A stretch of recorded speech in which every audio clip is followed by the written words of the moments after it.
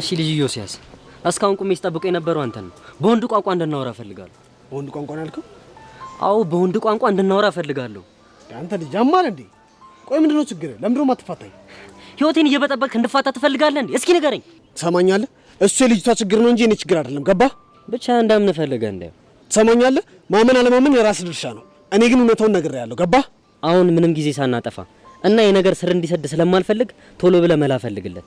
መላ በላት ማለት ምን ማለት ነው? አርክስላት አልኩ፣ አርክስላት። አንተ ያማል እንዴ? ምንድነው ማረክስላት? ያማል እንዴ? ያስነካትም መስተፋቅር ነው። አንተ ግን አይደብርም እንዴ? እንዴት በሰለጠነ ዘመን እንደዛ አይነት ነገር ታረጋለህ? አንተ ራሱ እንዴት በዚህ በሰለጠነ ዘመን በመስተፋቅር ታምናለህ? እኔማ እንዳምን ያደረገኝ የገዛ ስራ ነው። ማመን አለማመን የራስ ፋንታ ነው። እኔ ግን እውነታውን ነግሬሃለሁ። ያ ሁሉ ሴት ሲያፈቅር ከረምክ የተባልከው፣ ቆይ አንተ ከወንድ ምን የተለየ ነገር ኖሮ ነው? ይኸውልህ እሱን ሄደ ያፈቀሩኝን ጠይቃቸው። እሺ ትሰማኛለህ ዮሲያስ? እኔ አሁን ያንተን ፊዝ የምሰማበት ጊዜ የለኝም። ይኸውልህ ለዚህ ችግር ቶሎ መፍትሄ የማታመጣ ከሆነ እማየውን ነገር ይፈጠራል። ባላመጣም ልታመጣ ነው። እማመጣውንም አሳያለሁ። ቆይ እናንተ ልጆች ያማችኋል እንዴ? ምን ያደርጋችሁ ነው? ይሄ ነው